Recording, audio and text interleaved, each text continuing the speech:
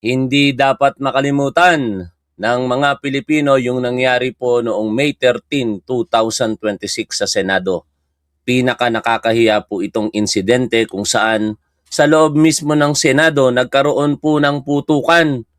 Nakakahiya po ito hindi lamang dito sa Pilipinas kung hindi sa international community.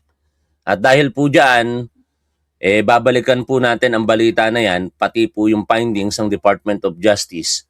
Kasama din po sa pag-uusapan natin yung pagkamaldita nito pong si Senator Pia Cayetano. Ha? Lumalabas po talaga ang ugali kapag masama ang loob.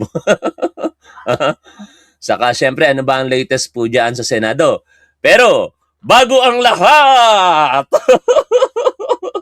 Bago ang lahat, talagang namaus ako mga tol. Grabe, sobra saya kagabi. Kaso lang, ang layo-layo ng upuan namin. Inggit na inggit ako doon sa mga nasa malapit sa court eh. Inggit na inggit nga ako kay Senator JB. Nandun siya sa harapan mismo ng bench ng Hinebra. Katabi niya yung mayor ng San Juan. Ha? Congratulations sa ating mga Hinebra San Miguel fans, ano? Champion muli po ang Hinebra. Alam niyo mga tol, makapagkwentuhan lang muna ako ng sandali, ano? Matagal talaga akong hindi na nanonood ng basketball, no? Simula nung naging pulis ako, na wala yung hilig ko sa panonood ng basketball, 2007 po nagsimula yon. At hindi ko na talaga mostly kilala tong mga players ng PBA. Kaya bawat laro, kagabi nga nagtatanong ko, tol, sino yung may hawak ng bola? Na hindi na ako pamilyar sa mga pangalan. Ang nangyari, ang ganda nung laban. Unang-una pa lamang, grabe yung inabot ni Scottie Pippen, mga tol, oh. No? Ito, putok yung kaliwang ano niya, dito, ilalim ng mata, na hampas sa muka. Tapos, akala ko matatalo na. Third quarter, talagang pinanghinaan na ako ng loob. Sabi ko, sayang yung napapusta ako eh. Talagang diehard ako ng Hinebra eh. No? Kaya yung panalo ko na 3,000, mamaya sa pagtatapos ng programa natin, magbibigay ako ng 1,000 sa mga manonood natin. Ano? Tig 500. Huwag kayong aalis ha. Pagkatapos ng topic natin, mamimigay ako ng dalawang tig 500 sa ating mga manonood. I-share ko yung blessing. Ay, sabi pala nung iba, pagkagaling sa mga ganyan, huwag tawagin blessing. Masaya lang ako, no? Masaya lang ako. At talagang ganoon ang mga fans. Champion ang Hinebra at ang MVP si Scottie Pippen, no? Si Scottie Pippen, si Scottie Thompson. Yung mga kilala kong player, panahon pa ng kopong-kopong, hindi panahon namin. No, ito si Scottie Thompson. Siya po yung nag-MVP kagabi sa Finals MVP. Pero isa rin maganda mga tol, nakakatuwa kasi meron akong nakitang manonood ng programa natin. Sana nandito ka, shoutout sa iyo, no? Kamukha nung kapatid ko. ito yung manonood natin, isang pamilya.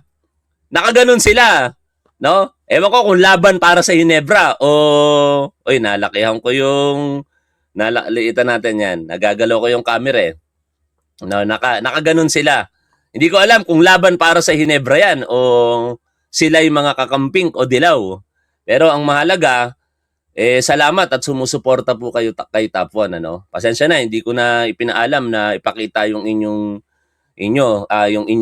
litrato dito sa ating programa. Pero maraming salamat kasi na-appreciate ko talaga yung suporta po ninyo. Tuwang-tuwa ako na may nakakilala sa atin doon sa venue. Maraming salamat sa inyo kung sino man po. Hindi na ako nakapagkwentuhan ng matagal sa kanila kasi excited talaga ako sa game. Kaya sabi ko, picture-picture tayo. No? At yan nga po, salamat sa inyo. MVP si Scottie Thompson, ha? Yan. Ngayon, dako na tayo dito sa ating pag-uusapan, mga tol. Ano ba ang latest wag na natin tong reaksyonan kasi baka makapiright pa ako rito ng PBA, no? Pero ito yung maikwento ko na, hindi ko na lang ipe-play. Ano mga tol? Maikwento ko na, total masaya lang ako pagbigyan niyo na ako ngayon. Pagbigyan niyo na ako, wag kayong aalis, mamimigay tayo ng 1,000 mamaya pagkatapos ng topic. Ito yung oras na wala na. Talagang nanlalambot na ako, third quarter. Sabi ko, lumamang pa ng 10 ang token text. Sabi ko kay Utol, Tol, malas talaga ako pag nanonood ng basketball ng Ginebra. Mapa TV o mapa live. Kasi last Sunday, nanood ako ng live, talo. Pag sa TV, talo lagi. Tapos sabi ko, uwi na tayo, baka swertihin yung Ginebra, biro lang. Hanggang sa na ako, nanlalambot na ako. Tinanggal ko na yung salamin ko, mga tol, nakasalamin ako, layo eh. Para makita ko, nakasalamin ako. Tinanggal ko. Pagtanggal ko ng salamin, nagkatotoo yung yung parang patawa. Sabi ko kay Utol, Tol, tatanggalin ko na tong salamin, tiyan mo, siswertihin yan. Sinuwerte nga mga tol, 12-0 run. From 56. Ang Ginebra 63, napako ang TNT sa 63. Nag 12-0 run sila. Pinangunahan ni Brownlee. Ito, Brownlee to. Brownlee yan. Anyway, sa huli, panalo ang Ginebra. Kaya maraming salamat talaga. Naging masaya tayo kagabi. Ngayon, dako na po tayo dito po sa ating pag-uusapan. Ang latest sa Senado ngayon, ang mga kapulisan naka-ready. Ito po, nakikita nyo po. Meron pong mga CDM contingents, yung Crisis Disturbance Management ng PNP, ang nakatalaga ngayon sa Senado. Bakit may mga ganyan? May gulo ba? Wala po. Yan po ay preventive measures or proactive approach ng ating PNP para po sa magaganap po ngayon na pre-trial conference ng impeachment case nitong si Sara Duterte. Unfortunately, hindi po ito bukas sa publiko. Hindi po natin mapapanood ang pre-trial conference, pero kaugnay niyan, ang mga prosecutor sa pangunguna po ni Congresswoman Jerbil Luistro ay nandiyan na po sa Senado ngayon. Ito po yung video nakuha ni Sandra Aguinaldo, mga tol. O yan, si Congresswoman Jerbil Luistro. Tapos, nandito rin si Congresswoman Leila de Lima, nakita natin, si Congresswoman Zamora yon, no? Yan. Kasi, bakit po sila nang ganyan? Para po sa pre-trial conference, Congressman Terry Ridon. Morning, sir. Yun. Yan, papunta na sila dito kasi meron silang sariling area, parang holding area doon sa second floor ng Senado. Okay, dahil bawal daw tayo dito. Bye, sir. Thank you. Ayan. Kasi medyo mahigpit yung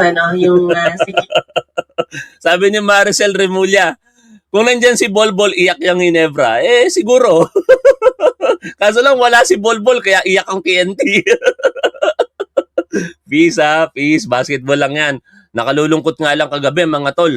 Sa totoo lang, merong isang pangyayari doon. Mga fans ng TNT nasa likod namin. No? Hindi solido yung... Ang dami rin fans ng TNT kagabi. Saka, salamat at kasama ako doon sa record-breaking audience, no, ng PBA. 24,000 mahigit, mga tol. 671 kung di ako nagkakamali ang bilang, o 700 plus. Kasi noong 2015 to 2016, nakapag-record po ang PBA ng 23,600 plus na attendance, no, sa live play ng PBA. Na-break po namin yon kahapon. 24,700 plus ang attendance. Kaya masayang-masaya talaga. Pero balik tayo sa comment ni Maricel Remulla. Iyak ang TNT. At balikan ko rin yung TNT fans kagabi. Nakalulungkot kasi nahaluan ng politika yung bahagyang saya. No? May mga DDS pala dun sa likod na TNT. Kasi bakit ko sinasabing TNT fans sila? Pagka nakakashoot ng TNT, palakpakan talaga, nasa likod lang namin. Ito ngayon, halftime. Di kakanta yung mga singer ng Philippine Navy, Philippine Air Force, Philippine Marines, Philippine Army. Marami sila doon, 4 na unit, no? kakanta sila about sa West Philippine Sea. Ngayon, bago sa pagkanta nila, pinlay sandali yung clip ng SONA ni Pangulong Bongbong Marcos tungkol sa soberanya natin na ipinagtatanggol sa West Philippine Sea. Ang ginawa ng mga nasa baba, yung mga dancer, saka yung nasa likod, nakita ko yung mga dancer pati yung nasa likod namin, sumigaw ng boo, tapos bangag, bangag, anak ng teting na yan. Hindi man lang nag-isip na yun ay basketball, tapos kakantahin ng ating mga bayaning sundalo yung ipinaglalaban nating karapatan sa West Philippine Sea. Tapos may mga DDS, including yung dancers ng arena ng PBA. Shout out sa PBA. Pagsabihan nyo yung mga dancers ninyo na wag makikilahok sa mga ganong pag-uugali ng mga DDS. Hindi maganda. Okay lang na mabusi Pangulong Bongbong Marcos kung ang paniniwala nyo political Pero yun ay dapat nagkakaisa tayo. Yun ay usapin ng ating karapatan sa West Philippine Sea. Tapos ibubunyo ang kakapal ng pagmumukha nyo talagang mga DDS Anyway, balik po tayo dito sa pinapanood po natin. Nakita po natin ang mga prosecutor na dumaan na po dito sa pasukan ng Senado, papaakyat po kung saan man sila magpupunta diyan. Ito si Attorney Amando Ligutan, Ang purpose kasi mga tol kung bakit may ganito ay pre-trial conference po ng impeachment ni Sara Duterte. At yan ay magsisimula na sa July 6, Ngayon, lagpasan na po natin yan at talo na po tayo dito sa ating pag-uusapang topic. Kasi maya-maya, mamimigay tayo ng 1,000 pesos sa pagtatapos ng ating programa. Kaya huwag kayong aalis sayang yung tig 500 pesos. Hindi po dapat makalimutan ito ng publiko. Ang pangyayari noong May 13 ng gabi, kung saan nagkaroon po ng putukan diyan po sa Senado na tinawag ng dating Senate President na si Alan Peter Cayetano na ang Senado daw po ay under attack. Balikan po natin ito mga tol. Kung tututukan kita ng baril, papasukin ko bahay mo na may baril ako. Nag-warning shot ka, pinutukan kita pabalik. Is it not an attack? Sorry but I don't think there's any question. The Senate is under attack. Was under attack. All of you, your lives were in danger last night. So, I know it's your job to ask a question, but you will tell me, pagka may nagpaputok na warning, hindi under attack yun? My God, we're a democracy. This is the Senate of the Philippines. Please naman. Di ba? Yeah. What do you think happens when there's no democracy? Who's the first casualty? The media. Wala ng media kapag wala. Di ba? Pag sinabing kami muna nagpaputok, umatras sila, or security guard ng GSIS yun, di sabihin nyo baka ito ay gawa-gawa lang, baka ito ay drama. Pero nagko-focus kami dito, hinihintay namin articles of impeachment, nakita nyo naman lahat ng pangyayari. Napakagaling ko naman mag-orchestrate ng lahat na yan. Kaya kong papuntahin dito mga armadong grupo. You know my history. I've been in government since 1992. Do you have any history of doing that? O sa Taguig, have we done anything like that ever? No, so, excuse me, I mean, I'm not taking offense at the question, but, if you have any doubt, you're doubting our democracy, you're not doubting my statements. Anak ng teteng na yan, tinatanong ka lang, mapipikon ka. 'Di ba? Sa isang katotohanan. Nagkaroon ng putukan, masama bang magtanong ang mga reporter para malaman ang katotohanan? At mukhang yung sinasabi mo, yun ang hindi katotohanan. Sapagkat dito po sa balita, ito po ang findings ng Department of Justice, mga tol. Hindi under attack ang Senado noong May 13, taliwas sa iginiit noong Ninooy Senate President Alan Peter Cayetano. Batay iyan sa investigasyon ng Department of Justice na sumilip ngayon sa anggulong planado anggulo. Pakinggan po natin ito mga tol. Hindi under attack ang Senado noong May 13, taliwas sa iginiit ni Nooy Senate President Alan Peter Cayetano. Batay yan sa investigasyon ng Department of Justice na sumisilip ngayon sa anggulong planado anggulo. kung bakit sa pagtutok ni Darlene Coy. Batay sa initial findings ng panel of prosecutors ng Department of Justice, hindi under attack ang Senado nang magkagulo doon noong May 13 kaya hindi makatuwiran ang mga ginawa ng Office of the Sergeant at Arms ng Senado. The action taken by the OSA against the NBI on May 13, 2026 was not justified. Second, the Senate building was not under attack on the night of May 13, 2026. Ang tanong ni Justice Secretary Frederick Vida, planado ba ang mga aksyon para mapigilan ang pag-aresto kay Senator Bato de la Rosa? Nilagay siya sa protective custody. Ito ba'y kasama sa plano? Yung pagsasalita ba or yung pagsasabi ba na under attack? Ang yung pagsasabi ba na lockdown ng Senado? Diba? Lahat ito.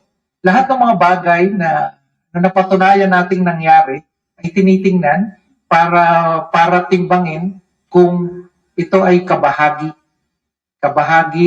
nung tinatawag natin na obstruction of justice.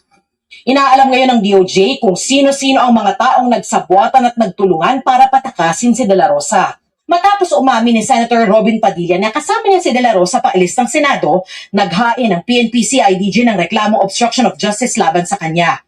Pero sabi ni Vida, ibinalik nila sa CIDG ang reklamo para sa karagdagang investigasyon. Ayon kay Justice Secretary Frederick Vida ay hindi raw sila pinahintulutan noon ng Senado na mag-inspeksyon sa Senate premises. Pero ngayong bago na ang liderato ng Senado ay magbibigay raw ng panibagong request ng DOJ. Darlene Coy, O, di ba? Ano sa palagay ninyo mga tol? Planado ba yung nangyari na yan? No, bahagi ba ng plano para makatakas ito pong si Bato de la Rosa, yung nangyaring putukan sa Senado noong May 13? Balikan natin, alalahanin natin yung mga sitwasyon. May 11, nagkaroon ng pagbabago sa liderato. Dumating si Bato de la Rosa at hindi niya siguro inaakala na merong warrant of arrest laban sa kanya. Marahil kinumbinsi siya nitong si Alan Peter Cayetano na walang warrant of arrest. Kaya po siya pumunta doon sa Senado para po sa ika-13 senador na buboto at patatalsikin si noon Senate President Tito Soto. At bakit po natin sinasabing hindi alam ni Bato de la Rosa? Kasi inamin niya mismo kay Jessica Soho. Sabi niya kay Jessica Soho sa interview nito sa kanya, kung alam ko lang na may warrant of arrest, hindi ako pupunta dyan. No? Kaya sa ating palagay, ang nagkumbinsi dito kay Bato de la Rosa na kanya lamang nakakausap, walang iba kung hindi si Alan Peter Cayetano. And then dahil gano'n na nga ang sitwasyon, mayroong warrant of arrest, nagkandara pa sa pagtakbo sa hagdan itong si Bato de la Rosa, yun. Pagdating sa loob ng plenaryo, kung ano-ano pang kasinungalingan ang mga sinabi, hanggang sa ma-witness natin ng isang Bato de la Rosa na nagme-meltdown, no? Nagagalit sa mga nagtatanong sa kanyang reporter. Kung wala ako dito, tinatanong niyo ako, ngayon nandito ako, tatanungin niyo pa rin ako. Ganun yung banat niya, di ba? Nagalit siya. Tapos, kung sino-sino ngayon yung sinisisi, NBI daw, kaya siya nagkasugat. Hanggang sa dumating sa punto na umiiyak siya, kausap ng ibang mga senador, tapos nanawagan sa mga supporter niya na mag-vigil sa Senado, hanggang sa sinabi niya rin, this is the worst government. Tapos kinalaunan, nagmamakaawa kay Pangulong Bongbong Marcos na hindi naman tayo magkaaway, wala naman tayong personal na issue sa isa't isa. Kaya tulungan mo ako, mahal na presidente, wag mo akong dalhin sa Hague, no? Ganon yung mga sitwasyon. Kasi nung mga panahon na yon mga tol, May 11 hanggang May 12, hindi pa nila alam ang gagawin nila sa aking pakiwari. No? Pero May 13, mukhang nakabuo na sila ng plano. At yan ang paniniwala ko. Paniniwala ko lang ito mga tol, na magkakaroon ng kaguluhan para magkaroon ng reason i-lockdown yung Senado at makakilos sila ng malaya. And then, putukan nung gabi, hindi na natin mawari kung nasaan na si Bato de la Rosa, although naglabas ng litrato si Israelito Torion na kasama nila, nag-selfie sila. Ngunit wala. Dahil kinalauna, napatunayan natin, pasado 2:00 ng madaling araw nung May 14, nakatakas na itong si Robin Padilla si Bato de la Rosa sa tulong ni Senator Robin Padilla. Ganon yung naging sitwasyon, no? Kung hindi nangyari yung putukan, malamang sa malamang hindi mangyayari yung pagkakatakas ni Bato de la Rosa. Kaya sa aking paniniwala, planado yan. Ang mahalaga lamang malaman talaga kung ano ang katotohanan dyan at makapag-provide ng ebidensya para lahat ng mga may kinalaman sa kaguluhan na yan, including yung pagpapatakas kay Bato de la Rosa, mapanagot sa ilalim po ng ating batas. Bukod pa dyan mga tol, ano ba ang kaganapan sa Senado? Aba, kahapon, eto nga pong si Senator Pia Cayetano, nakikita po ng publiko yung pagiging maldita.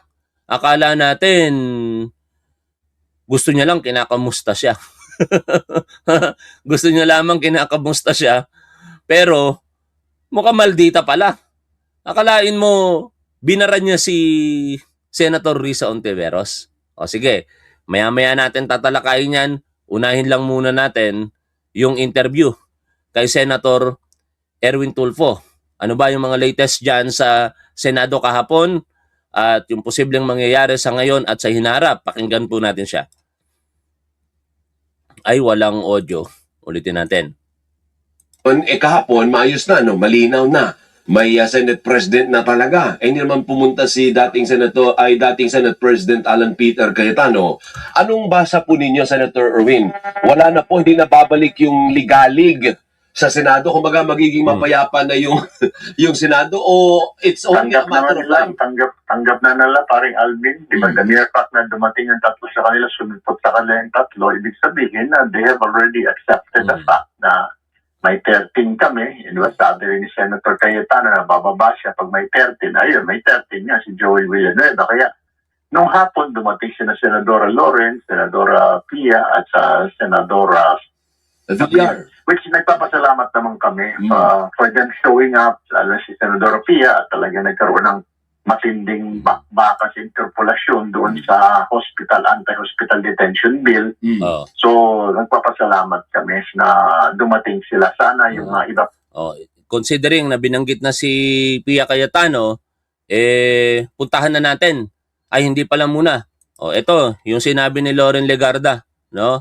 Ito si Loren Legarda, mga tol, sa totoo lang. Maraming nanghihinayang dito ng mga kakamping Katdilaw, no? Kasi talagang binoboto ng mga kakamping Katdilaw ito before eh. Maganda naman kasi sa katunayan ang ilan sa mga naging performance nitong marami sa mga performance nitong si Loren Legarda before. Champion ito ng environment, ika nga eh. No? Pero hindi ko tumagawang iboto kasi yung anak nito na isa ay parang kumikiling sa mga ideolohiya ng komunista. No? Kaya nung panahon ng halalan, hindi ko talaga to binoto si Loren Legarda. Sabi niya dito, congratulations. I am truly sincerely happy kay Senator Sherwin Gatchalian. He's a good friend, very competent, brilliant, disciplined, and we work well together. We must all work together. Agree ako dyan, dapat talaga, no? They have 13 votes, so we respect, appreciate, and recognize the 13 votes to elect the officers of the Senate. They elected 13 today. We recognize, appreciate, and are grateful for that. Pero alam niyo, maraming nanghihinayang na mga kakamping at dilawan dito kay Loren Legarda kasi ito sana ang kauna-unahang Senate President eh. No? Kung ito'y nag-intay lamang. Di ba nagkakaroon na ng rumors na gusto na talagang patalsikin itong si Tito Soto. Rumors na yon bago pa mangyari yung May 11. Ngayon, kinakausap naman siya, lumalabas na yan sa balita na magkaroon na ng term sharing. Manatili lamang po siya sa majority noon na pinamumunuan ni Tito Soto. Sa 2027, bababa sa pwesto si Tito Soto at siya na ang matatalagang Senate President. Hindi nag-intay, no? Nakumbinsi ni Alan Peter Cayetano o kung sino man, baka anak niya pa kumumbunsi sa kanya, tinraidor sina Senator Tito Soto at Senator Ping Lacson, Senator Mig Zubiri. Kasi sabi ni Senator Ping Lacson, sila lagi ang magkakausap, madalas pa nga sa bahay ni Loren Legarda kapag ka may mga agenda, no? Madalas doon sila nakikita-kita at napag-uusapan yung mga agenda sa Senado. Pero hindi siya nag-antay. Tumalo ng bakod, akala niya siya ang magiging Senate President. Bakit po natin sinasabi yan? Sa interview kasi dito kay Senator Ping Lacson, sinabi niya na yun ang inakala nitong si Loren Legarda. No? I-nominate niyo ako. Hindi yan ang napag-usapan natin, parang ganun. Kasi ang nangyari nung May 11, ang ini-expect niya na ino-nominate bilang Senate President siya. At iboboto ng 13 noon na grupo nila. Pero ang nangyari hindi. Kasi tumayo sa platform itong si Senator Amy Marcos. Onyx, labas! Si Senator Amy Marcos, tapos hindi siya ang ninominate. Ang ninominate ni Senator Amy Marcos si Alan Peter Cayetano. O di anong nangyari sa kanya? Yung pangarap niya nawala. At malabo na, tingin ko sa hinaharap. Bukod pa doon, nawala na ang mga botante na dilaw at pink dito kay Loren Legarda. At tingin ko hindi ito iboboto ng PBBM supporter at loyalista. And pati mga DDS, tingin ko hindi rin boboto ng solido dito kay Loren Legarda eh. Marami din mang galit sa kanya ng mga DDS. Kasi traidor nga. Kaya tingin ko tapos na ang political career nitong si Loren Legarda. No? Kung ito man ay makakakandidato pa sa susunod na panahon, lalong-lalo na sa national election, baka hindi na po ito manalo. Ngayon, puntahan na po natin itong binanggit ni Senator Erwin Tulfo tungkol sa naging mainit na debate sa pagitan nitong si Pia Cayetano at saka si Senator Risa Ontiveros. Na-witness natin kung paano magmaldita si Pia Cayetano dito. Ito, pakinggan natin. Salamat kay Banat Boy at na-share niya yung video. Her Honor put on record that no amendments were submitted. None may have been submitted, but our name is on the list to propound amendments. So thank you to the Majority Floor Leader. Oh, Jasmine Salcedo, nagkamali ako nung akala ko si Joel Villanueva ang nag-nominate. Hindi. Ang nag-nominate noong May 11 kay Senator Alan Peter Cayetano for President sa Senado ay hindi po si Joel Villanueva, kung hindi ito pong si Amy Marcos. Si Amy Marcos po ang tumindig sa podium at ni-nominate para sa pagka-Senate President noong May 11 itong si Alan Peter Cayetano. Hindi po si Joel Villanueva. Nagkamali po ako nung mga unang pagkakataon na nabanggit ko na si Joel Villanueva ang nag-nominate kay Alan Peter Cayetano. Who was gracious enough to allow us to still propose our amendments. You're welcome, Mr. President. Yan, I need a record. dyan na nagmaldita mga tol. Pinalaki niya yung issue porkit nagsalita si Senator Risa Ontiveros ng walang anuman, binara niya si Senator Risa Ontiveros, no? Who was gracious enough to allow us to still propose our amendments. You're welcome, Mr. President. I made a record earlier that thank there the Majority were... Floor Leader, not Her Honor, because Her Honor closed the period of amendments despite our name being there. Well, Mr. President, just to reiterate, in this morning's session of the special session, I made a record that there were no more committee amendments and no other colleagues had submitted proposed individual amendments. And I said repeatedly more than once that if the body allows, that I would respectfully move to close the period of amendments. And that is also why, Mr. President, this afternoon, when the Majority Leader asked me on behalf of the gentlelady from Taguig and Pateros to reopen, I readily agreed. Because my interest, like any other member of the chamber, is to move our bills forward. And if this afternoon, the gentlelady is desirous to present the amendments, then by all means, I gave way to the reconsideration. Mr. Thank you. President. I'll just remind the body that the practice is usually staff to coordinate if there's a name on the list, because sometimes the person who made the reservation would waive their right, and that's quite common.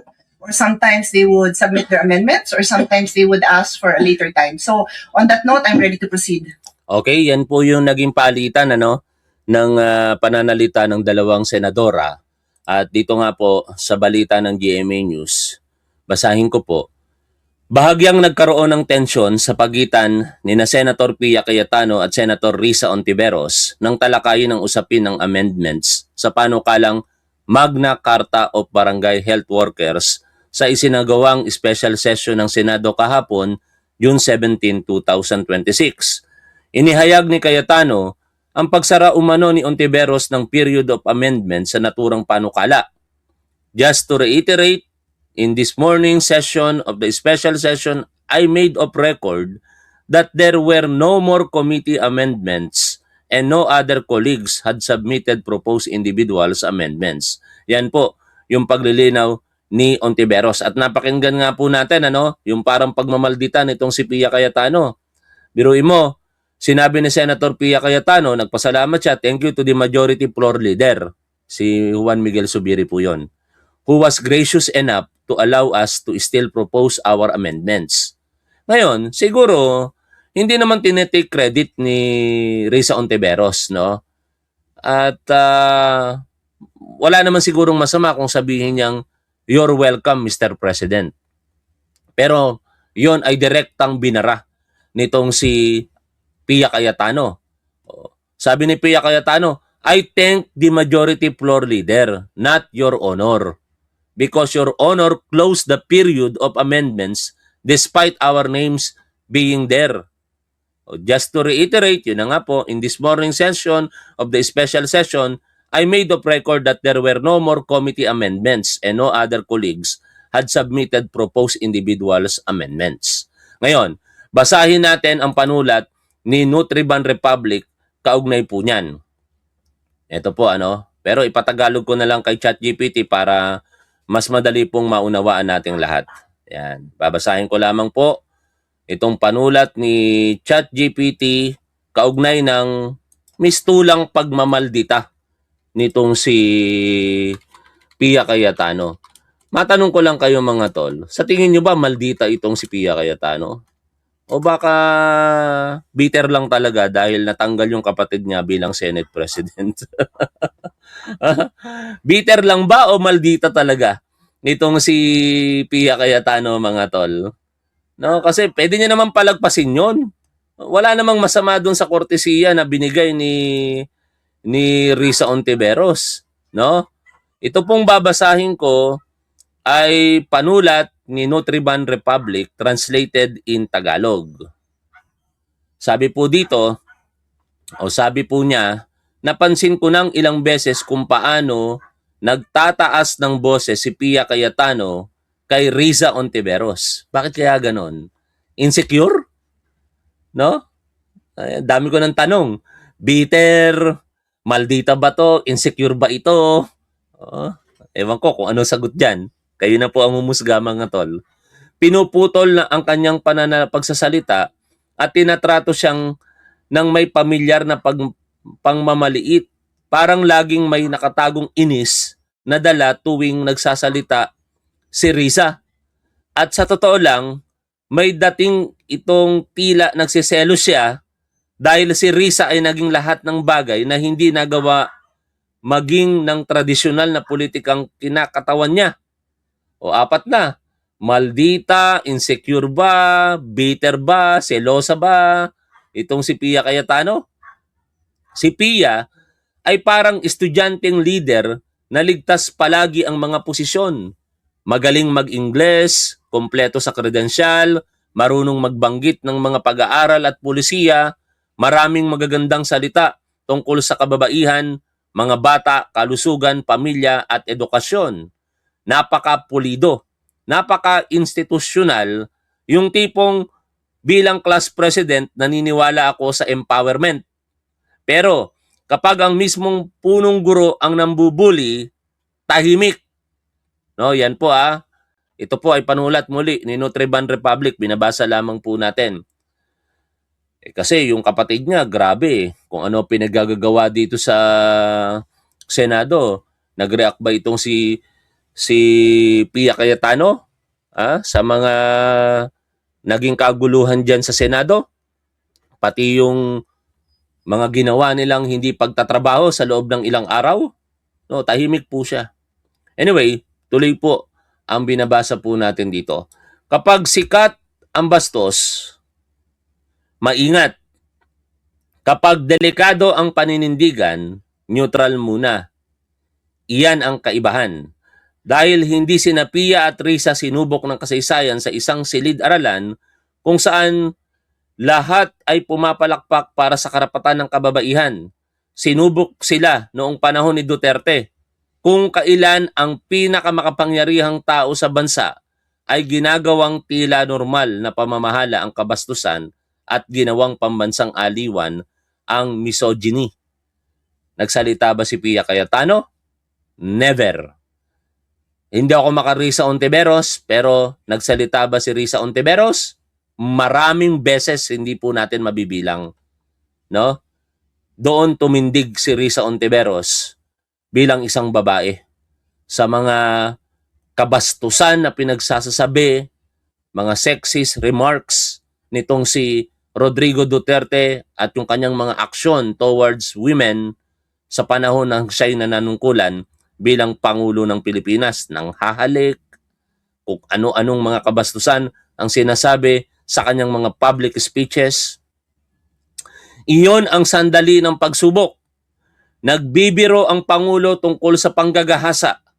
Nilalait niya ang kababaihan. Hinalikan niya ang isang may asawang OFW sa entablado. Inaatake niya ang mga babaeng nangangahas kumontra sa kanya. Tumatawa ang marami. Ipinagtatanggol siya ng makinarya. Pinapalusot siya ng mga tagahanga. Inaangkop ng mga politiko ang kanilang pananalita gaya ng bentilador na umiiwas sa usok. Nakakabuisit lang mga tol ng mga panahong iyon na itong mga DDS in particular, tawa sila ng tawa, okay lang sa kanila, mga babae pa nga no? Na yung kababaihang kapwa nila, kababaihan, binabasto sa harap-harapan ni Rodrigo Duterte. Baliwala sa kanila. Tapos ngayon, yung mga tao din na yon, akala mo mga merong moralidad para ipagtanggol yung kapwa nila kababaihan sa mga akusasyon naman sa mga senador na sina Rapi Tulfo at Erwin Tulfo. Tingnan nyo yung double standard ng mga DDS. Yung sa tatay nilang karton, kitang-kita na ang mga ebidensya. Dahil siya mismo ang nagsasabi, siya mismo ang gumagawa. Hindi nila pinapansin. Dito kina Erwin Tulfo at Rapi Tulfo, walang ebidensya kung hindi mga gawa-gawang picture AI made, pagpapakalat ng mga kasinungalingan, kinokondena nila. Anak ng teteng talaga yung mga yan, ano? Nakikita ninyo? At ganun din naman itong dalawang senadora na atin pong tinatalakay ngayon. Si Senator Risa Ontiveros, very vocal po itong nakikipaglaban sa mga maling pinagsasasabi at ginagawa ni Rodrigo Duterte. Simula nung nanungkulan siya bilang senador at bilang mambabatas, no? Na nataon sa panahon ni Rodrigo Duterte. Si Pia Cayetano gayon din naman. Senador po ito. Pero may ginawa ba siya? Wala. Tahimik lamang po siya. At yun ang pinupunto ngayon dito nitong si Nutriban Republic. At si Pia na kilala bilang tagapagtanggol ng karapatan ng mga kababaihan ay hindi nagsasalita o nagsalita. Sinabi niyang hindi siya tagapagsalita ng Pangulo. Sinabi niyang sapat nang magsalita ang kanyang record. Magandang pakinggan, hindi ba? Napakaligtas, napakalegal, yung tipong pakitingnan na lamang ang kalakip na dokumento. Pero minsan, nagsasalita rin ang pananahimik at masakit ang mensaheng ipinapadala nito. Oo, sa karapatan ng kababaihan, pero hindi kapag masyadong makapangyarihan ang lumalabag dito. Yon ang problema kay Pia Cayetano. No? Maingay siya, kuno, sa pakikipaglaban para sa karapatan ng mga kababaihan kapag hindi Duterte ang involved. Pero pag in particular si Rodrigo Duterte, tahimik siya. Oo, sa karapatan ng kababaihan pero hindi kapag masyadong makapangyarihan ang lumalabag dito. Oo, sa feminismo pero mas mabuti kung nasa committee report lamang ito at hindi sa harap ng isang pangulong may napakataas na approval rating at hukbo ng mga troll. Iba ang pinili ni Risa. Hindi niya itinuring ang misogyny ni Duterte na parang masamang panahon na lilipas din. Tinawag niya ito sa tunay nitong pangalan. Kinundinan niya ang laganap na sexism at misogyny. Sinabi niyang hindi kalayaan sa pagpapahayag ang paglapastangan sa mga kababaihan. Tinawag niya si Duterte bilang pangunahing misogynist sa bansa. Hindi maliit na bagay yon. Hindi iyon press release feminism. Iyon ay pagtayo sa gitna ng isang malakas na unos sa politika at pagsabing kahit presidente ka, wala kang karapatang maging bastos.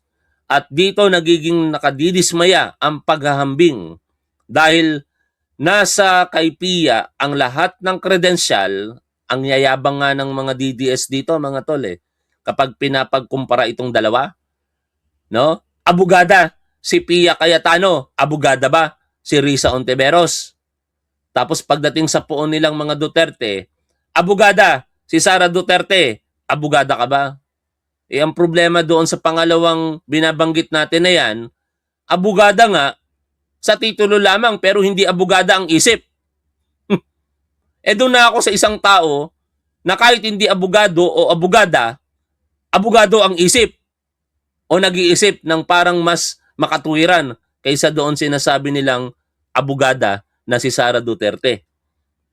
Sabi pa po dito, nitong si Nutriban Republic, kaya niyang magsalita ng maganda tungkol sa kababaihan, mga bata, edukasyon, kalusugan, at kapakanan ng pamilya.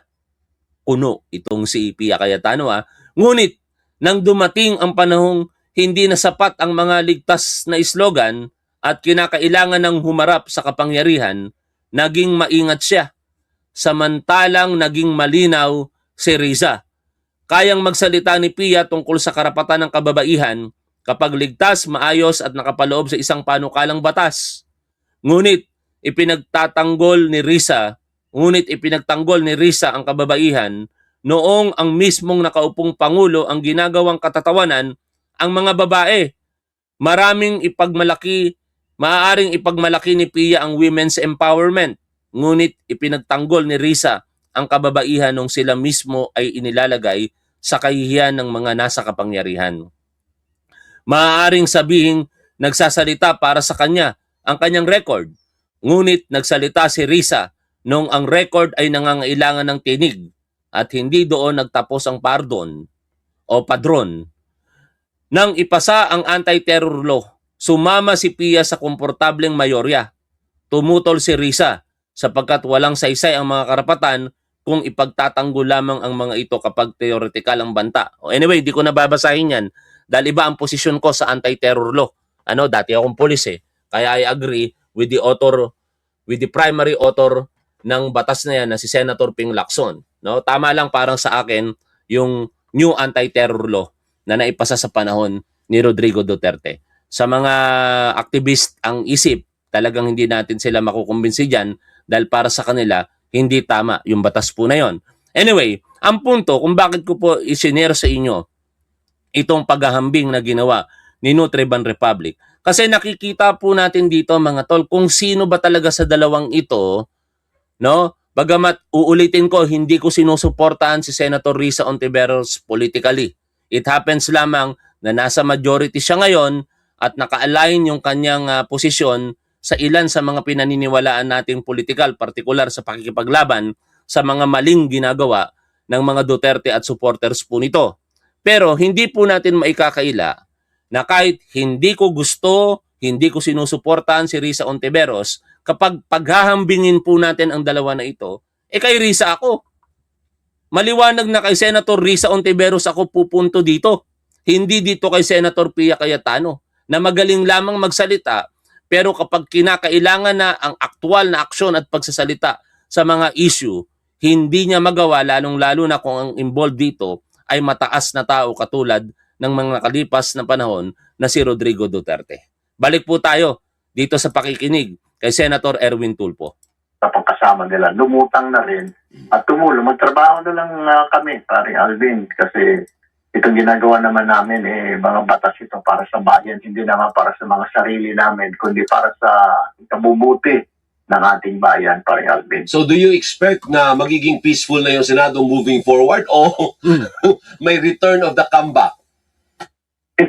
Sana trabaho na lang paring Alvin kasi pare-pareho naman kami sinisweldohan, di ba?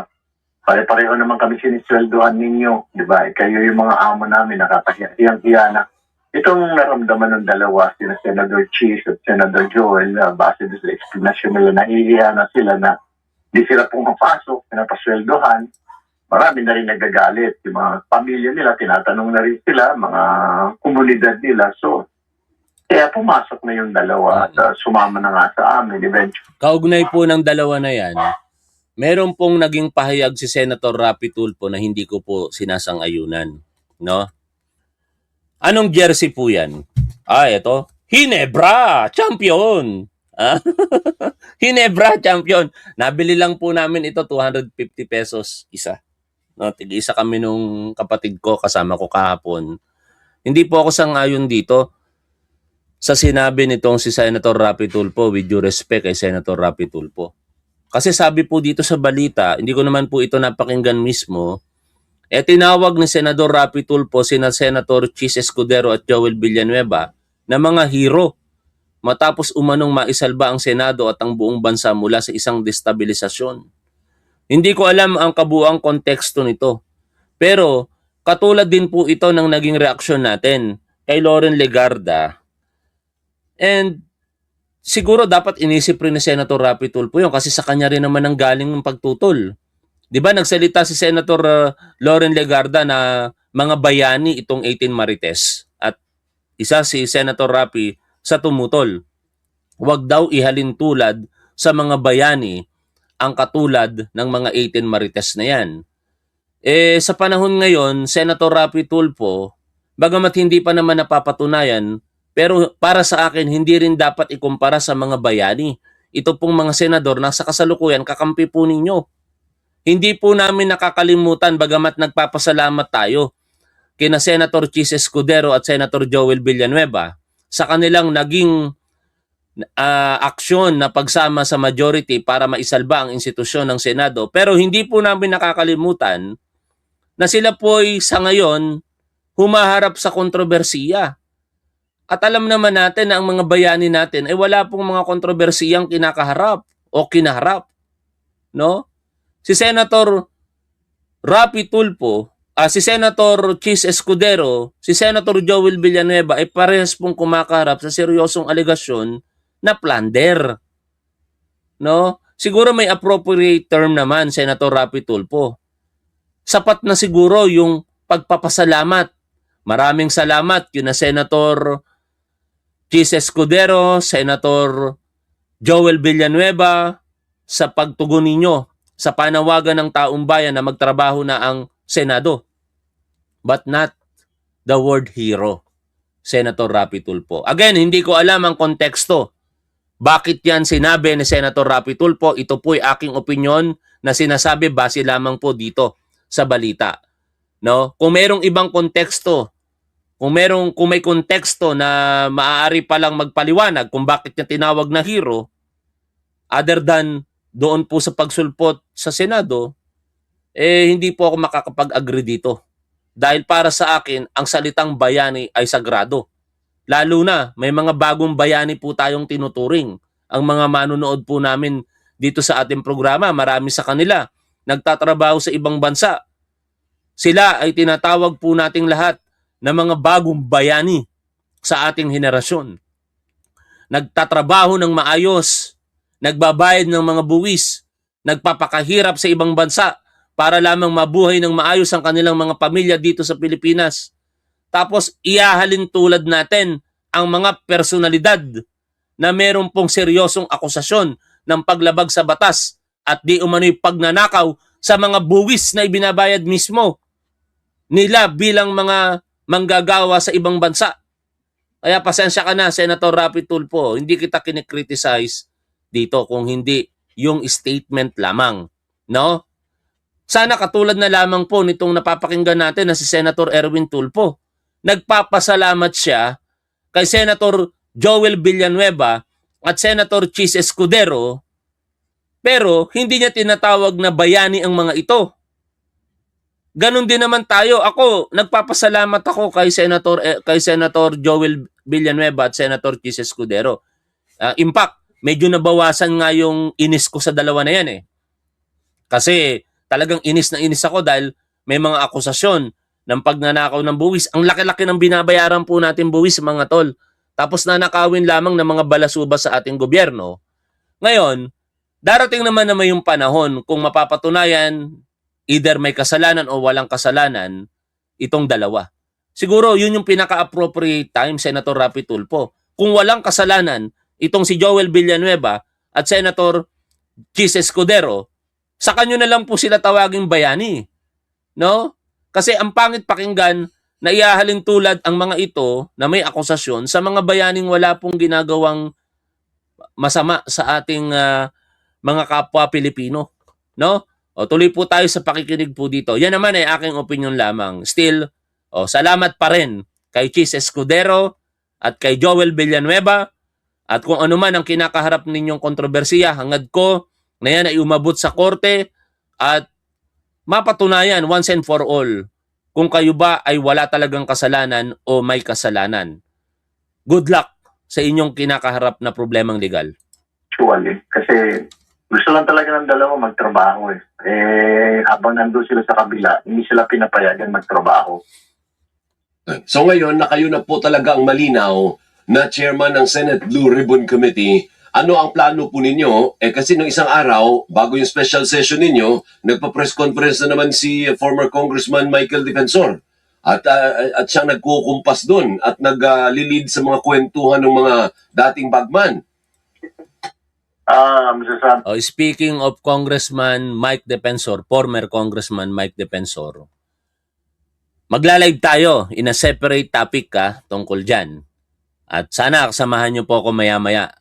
Kasi matutuwa kayo sa pag-uusapan natin tungkol kay Mike Defensor. Balik po tayo sa pakikinig po dito.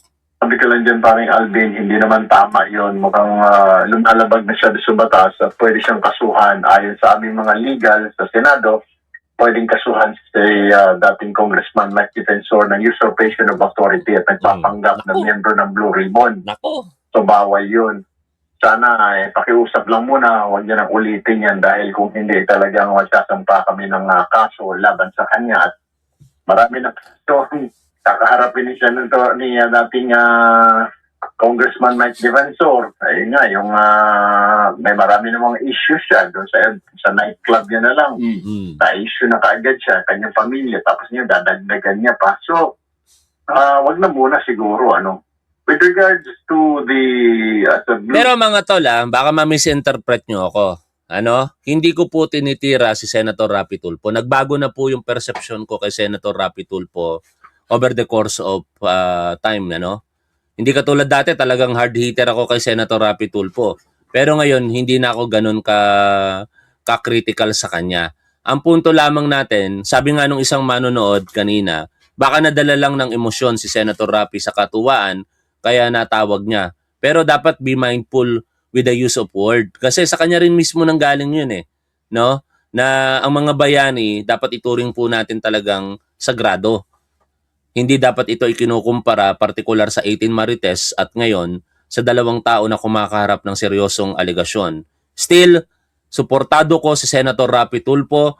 Sa totoo nga lang mga tol, no? Kung talagang walang choice at siya lang yung posibleng tumalo, o kung sino man na tumalo kay Sara Duterte sa pagkapangulo, iboboto ko siya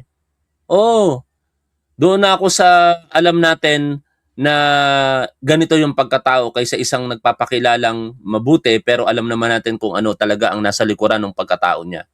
Hindi ko maiboboto si Sara Duterte talaga.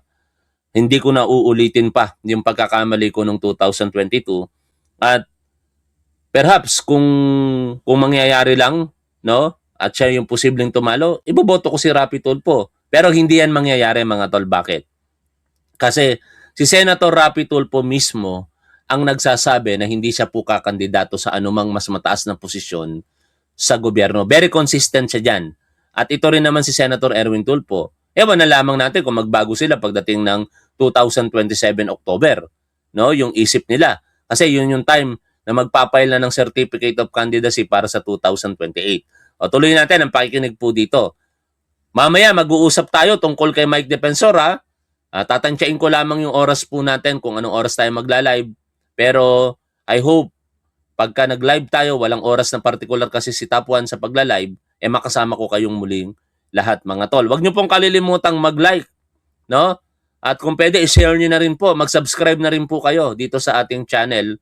Huwag din kayong aalis sapagkat pagkatapos ng topic po natin ito, mamamahagi po ako ng 2 tig-500 piso sa ating mga manonood. Sana may load po ang inyong mga cellphone kasi yun lamang yung paraan para po magkaroon kayo ng chance na manalo. Tatawagan nyo po ako dito sa live natin ngayon. No? Okay? Tuloy po tayo dito. Blue Ribbon Chairman na paring Alvin, Oh. ay mag-iimbestiga tayo. Pero the question is, paring Alvin, iikot na lang ba ang mundo natin sa flood control? Isa Can yan. we move forward? Marami pa namang problema na dapat imbestigahan. Fine. Eh, ang flood control kasi naisumiti niya ni Senator Lacson sa ombudsman. Eh, nakasuhan na nga at ongoing ang pag-iimbestiga. Alam ninyo kasi mga tol, yung flood control na yan, tuloy-tuloy na ang investigasyon dyan eh. Pero bakit po pilit na pinalalabas ng Cayetano Block at ng Duterte Camp itong particular 18 Marites na yan yung pinaka-main issue na hindi daw po sinusolusyonan ng ating gobyerno. Kasi ang tunay na layunin ng mga yan, galitin ng publiko. 'Di ba? Hindi na nga yan kaya nagsasalita para lamang maglatag ng mga ebidensya.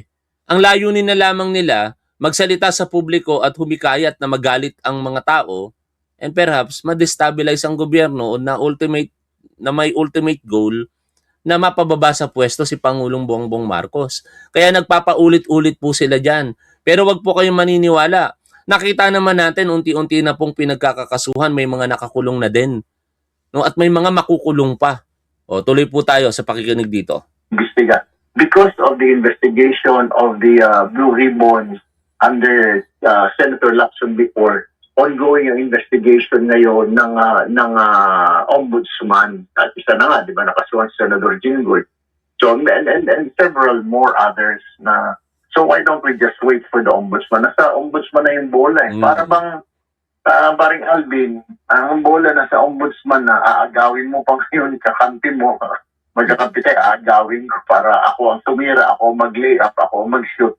Hindi naman namin trabaho yung paring Alvin sa Blue Ribbon. Ang Blue Ribbon is to investigate in aid of legislation. And kung puro flood control na lang, paano naman mangyari? Yes, there's accountability. Pero the ombudsman is there. That's his job, di ba? To prosecute. Kami naman to investigate lang. Pero tingin ko kasi, ginagamit ng ilang mga kasamahan namin for grandstanding. Para siraan ang ilang mga kababayan natin, ang ilang mga official natin. That's not the duty of the Blue Ribbon, paring Alvin. So, may nagtatanong, tatawagan mo ko ba yung 18 Marines? Inimbitahan naman namin na yan di ba? Hindi naman sila sumipot. So, ano pa? Pag inimbitahan na naman, tapos pag hindi sumipot at makakasuhan mo, makukontent mo, sasabihin sinadya talaga na para makulong. Ganon talaga, no? Kasi lais nga nila, manggalit lamang mga tol eh. Wala namang mga ebidensyang mailatag. Anyways, sa huling balita, maganda po ito sapagkat nakaka-proud ang moment na ito, no? Biruin mo, yung mga tinitingalang leader sa iba't ibang bansa, mga most powerful